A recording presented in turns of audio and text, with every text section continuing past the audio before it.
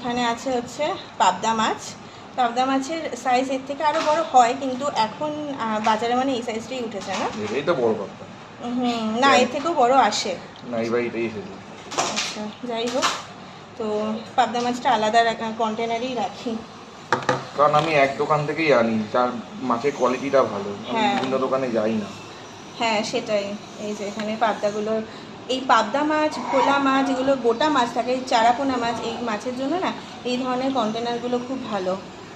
তো মাছগুলো ভালো মতো ধুয়ে রেখে দিলে না মানে রান্নার মাসেরও কাজ করতে বেশ সুবিধা হয়। কারণ যদি মানে অন্য কারোর উপর না মাছ ধোয়া ভরসাটা ঠিক করা যায় না আর কি। আর আমার ছেলে যেহেতু পাবদা মাছ খায়, তাই জন্য মানে দিই আমি, তাই জন্য বেশ পাবদাটা ফ্রেশ আনা হয়। তো মাছ এমনি সবই ফ্রেশ, তাই না? হ্যাঁ, আমি তো কেটে দিই। তো এই দেখো পাবদা মাছটা হয়ে গেছে, এবার হচ্ছে ভোলা মাছ। ইলিশ মাছগুলোকে ছোটো কন্টেনারে ট্রান্সফার করে দিই, কারণ ভোলা মাছগুলো রুদ্র বললো যে বড় রাখলে বেশি ভালো হবে। আর এই যে কন্টেনারগুলো দেখছো, এইগুলো হচ্ছে আইসক্রিম খেয়ে খেয়ে আমি বানিয়েছি কন্টেনারগুলোকে। এগুলো রাখতে বেশ সুবিধা হয়, যেহেতু চৌকোনি চা, তাই আর অনেক পরিমাণে মাছ আটে।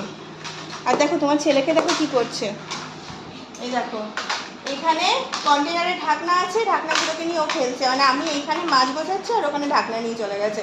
তাহলে এবার আমি মাছ রাখবো কি করে ফ্রিজে বলো? এদিকে নিলেই ও কাঁদবে এখন, বুঝলে? কি জেদ হয়েছে ছেলের। ব্যাস, এবার হচ্ছে আই থিঙ্ক ভোলা মাছ আছে, ভোলা মাছের পালা, তাই তো? এই যে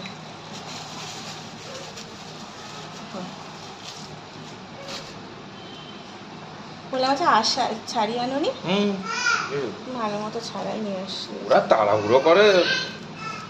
ঠিক আছে, এটা তাহলে পরে ছাড়ি নেওয়া যাবে। হ্যাঁ, ভোলা মাছ যেদিন হবে মাছকে বলতে হবে। হ্যাঁ,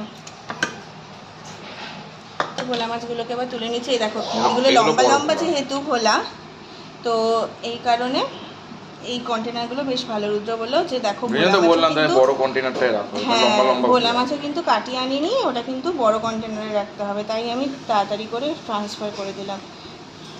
নাও, এটা কিন্তু আমি কেটেই রান্না করবো, এটা গোটা রান্না করা যাবে না। যেটা ভালো। তো আজকের বাজার এইটুকুই। রাত্রেবেলা আসবে চিকেন। রাত্রেবেলা চিকেন আনার একটা মাত্র কারণ, সেটা হচ্ছে এই যে এখানে ইলিশটা রাখা আছে, কারণ রাত্রেবেলা চিকেন আনার একটা মাত্র কারণ সেটা হচ্ছে রাত্রেবেলা চিকেনটা বেশ ফ্রেশ পাওয়া যায়, কারণ সকালবেলা কখন কাটে আর কখন সব কিছু হয় জানি না, আর আমরা রাত্রেবেলাটা কাটিয়ে আনতে পারি, ভিড়টা কম থাকে তাই।